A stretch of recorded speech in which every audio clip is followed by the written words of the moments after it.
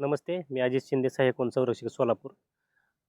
नारी आणि कारी या परिसरामध्ये वाघाचा वावर आहे. शेतकऱ्यांना प्रत्यक्षदर्शी दिसलेला आहे आणि आमच्या ट्रॅप कॅमेऱ्यामध्ये तो दिसलेला आहे. त्या परिसरातील नागरिकांना मी एक विनंती करतो आणि एक आव्हान करू इच्छितो, की जो वाघ आहे तो ट्रान्झिट फेजमधला आहे. तो यवतमाळ टिपेश्वरपासून जवळजवळ 400 ते 450 किलोमीटर अंतर कापून आपल्या या परिसरामध्ये आलेला आहे आणि तो एडशीच्या जंगलात राहून तो पुढं त्याचा मार्ग शोधण्यासाठी पुढे निघत आहे.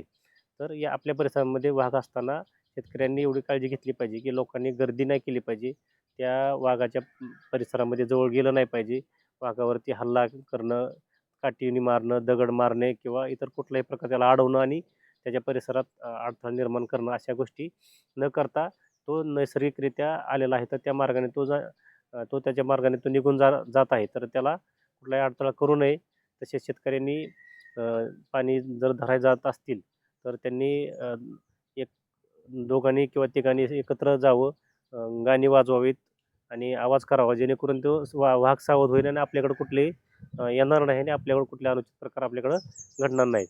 त्यामुळं लोकांना तीच विनंती राहील वन विभागामार्फत, आणि जर कोणालाही या परिसरामध्ये दिसला तर तात्काळ त्यांनी वन विभागाशी संपर्क साधावा. वन विभागाची टीम नारीकारी परिसरामध्ये रात्रंदिवसा पेट्रोलिंग करत आहेत. जवळजवळ 3 टीम आमच्या त्या ठिकाणी कार्यरत आहेत आणि त्या चांगल्या पद्धतीने त्या ठिकाणी काम करत आहे. कुणालाही आढळल्यास तात्काळ कॉल करा. आमची टीम ड्रोनमार्फतही त्याचा मागोवा घेत आहे. त्यामुळं निश्चिंत राहावा. फक्त दिसला कोणाला तर त्याच्या जवळ जाऊ नका, गर्दी करू नका, गडबड करू नका आणि गोंधळ घालू नका, अतिउत्साहीपणा दाखवू नका. तो हिंस्त्र प्राणी आहे. तो कधीही आपल्यावरती अटॅक करू शकतो. जर आपण मॉबने जर गेलो तर तो एका वेळेस भरपूर माणसांना जखमी करू शकतो. त्यामुळं तीच काळजी घ्यावी, हीच विनंती. तुम्हाला वरतून काही आदेश आलेत का वाघाला पकडण्या संदर्भातले?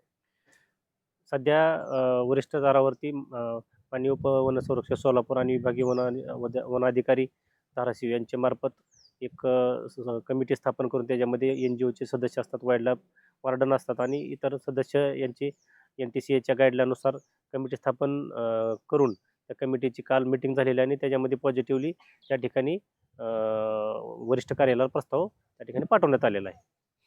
जे प्राण्यांचं हल्ला होता, काही प्राण्यांवर हल्ला झाला किंवा काय झालं बिबट्याच्या मार्फत किंवा वाघाच्या मार्फत, तर त्याचं नुकसान भरपाईचं काही वन विभाग मदत करणार आहे का शेतकऱ्यांना, असं काय आहे?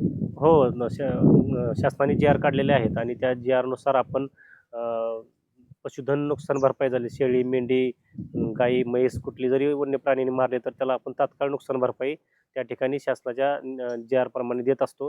तसेच जर समजा जंगली वन्य प्राण्यांपासून पिकाचं नुकसान झालं तरीसुद्धा त्याचं नुकसान भरपाई आपण त्या ठिकाणी शेतकऱ्यांना देत असतो. शेतकऱ्याचं कुठलंही नुकसान वन्य प्राण्याने केलं तरी वन विभागामार्फत त्यांना ती नुकसान भरपाई दिली जाते आणि शेतकऱ्याचं कोणतंही नुकसान होणार नाही याची काळजी वन विभाग आणि शासनाने घेतलेली आहे.